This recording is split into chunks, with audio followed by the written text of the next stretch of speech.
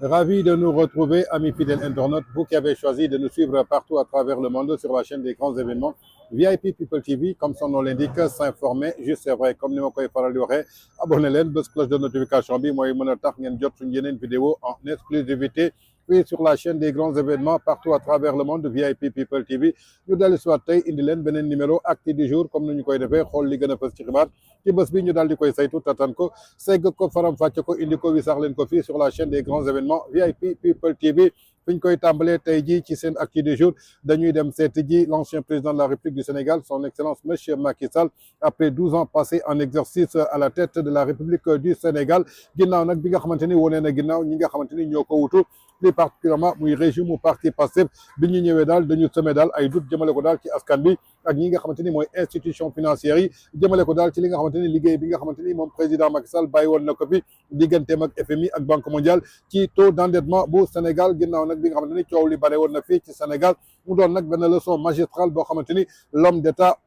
le visionnaire, le bâtisseur, l'homme qui a su hisser le Sénégal au plus haut sommet du monde entier, l'homme qui a défendu l'Afrique partout à travers le monde muy leçon magistrale boo xamante ni moom le président Macky Sall daal dina koy indi jagleel ko daal ñi nga xamante ni ñoo ko wutu ci bopp Sénégal plus particulièrement muy régime président Bassirou Diomaye Diakhar Faye ak ki nga xamante ni mooy premier ministre di leader au parti Pastef kii di ministre des finances di Abdourahmane Sarr ak ki nga xamante ni mooy Cheikh Diba nañu xoole ji leçon magistrale bi nga xamante ni moom le président Macky Sall daal dina koy jagleel ñi nga xamante ni ñooy ay prédécesseurs am ginnaaw nag buñ ko succédé ci boppu Sénégal ndaxte amuñu xam-xam war a yor état xamuñu naka la ñuy waxee xamuñu lan mooy diplomatie externe lan mooy diplomatie interne donc ci biir loolu moom président Macky Sall laa bëgg ñu déglu ji ko ci leçon magistrale boo xamante ni servir na leen ko ñu dellu si waat. J'ai été le premier surpris à entendre parler de dette cachée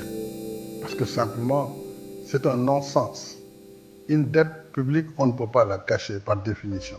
Parce qu'une dette publique suppose un engagement d'un gouvernement vis-à-vis du bailleur. C'est une convention financière qui est d'abord autorisée, du moins un avis de la Cour suprême est requis pour chaque convention de dette internationale. D'abord pour voir la conformité entre l'engagement du pays et par rapport à cette convention. Est-ce que cette convention de dette correspond à notre engagement international, à notre constitution, etc. Ensuite, la dette extérieure, elle est libellée en devises. Nous, on a une monnaie locale qui est le CFA, comme tous les pays. Donc cette dette en devise, quand elle vient soit du multilatéral ou du bilatéral, elle passe par la Banque centrale, qui est une banque centrale des États de l'Afrique de l'Ouest, qui regroupe 8 pays. C'est cette banque qui reçoit l'argent de l'étranger, qui la convertit et émet de l'argent local en CFA qui donne au gouvernement du Sénégal. Donc comment on peut cacher tout cela sans que la surveillance multilatérale du Fonds monétaire qui est permanente, sans que moi-même, président de la République, je ne sois jamais été informé, jamais auparavant, avant ces accusations, sans que la Cour des comptes du Sénégal ne soit au courant, sans que l'Assemblée nationale du Sénégal ne soit au courant, sans que les services même de l'État, du ministère des Finances ne soient au courant. Comment cela est-il possible? Par contre, ce qui peut être possible, et nous attendons de comprendre. Moi, je veux comprendre moi-même. Qu'est-ce qu'on nous reproche? Est-ce qu'on me reproche, moi, Macky Sall, président du Sénégal, qui a multiplié par N l'accélération de l'électrification du Sénégal, qui a multiplié le développement des infrastructures, qui a donné au Sénégal des infrastructures qu'il n'a jamais eues, jamais connues, dans un pas de temps restreint. Moi, j'ai fait le choix parce que j'avais la confiance des partenaires du Sénégal, qui me faisaient confiance, qui faisaient confiance au Sénégal et qui nous ont prêté de l'argent pour construire ce développement. J'ai mis un train express à écartement standard, un système de transport multimodal, moderne et écologique. J'ai augmenté l'électrification. L'argent a servi à développer le pays. De quoi on parle? Est-ce qu'on parle du développement accéléré?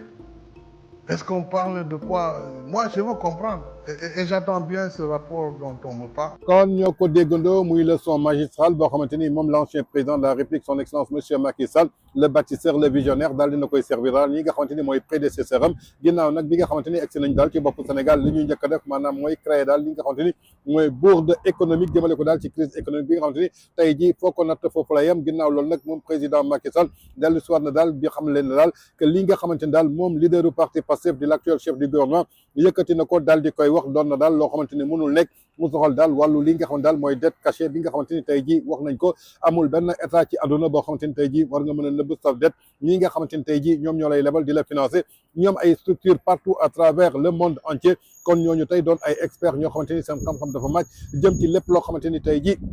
moo jëm ci wàllu dette yi nga xamante ni moom la état africain yi di contracté jëmale ko daal ci institution financière internationale yi kon jàpp nañ ko daal ay wax la yoo xamante ni ay stagiaires ñoo ko mën a wax ay débutants ñi nga xamante ni xamuñu lan mooy état xamuñu luy république xamuñu naka la ñuy doxalee foogoon nañu nag moom la ñuy yàqal mais ginnaaw loolu jàpp nañ ko daal dañuy jël pistolet bi daal di koy tirer seen bal mu doon nag benn leçon magistrale boo xamante ni moom l'ancien président de la République Macky Sall servir na ko daal ñi nga xamante ni tey jii mooy régime président Bassirou Diomaye Diakhar Faye plus particulièrement son premier ministre du leader au parti Pastef ki nga xamante ni mooy Cheikh Diba donte sax Cheikh Diba xam na ni loolu mënul nekk ndaxte moom ci boppam barki démb dégg nañ ko ci Assemblée nationale ne ay député Pastef bëggatul benn yoon ñi attardé wu ci affaire lii nga xamante ni moom la ñu mën a tuddee lii di dette cachée ginnaaw nag kii di Abdourahmane Sarr moom taxaw na ci Assemblée nationale daal di koy démentir carrément ndaxte nag dafa toog ay at yu bare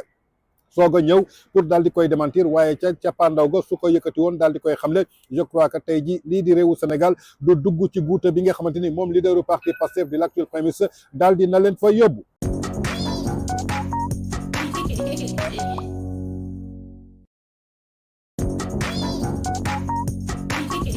Hey.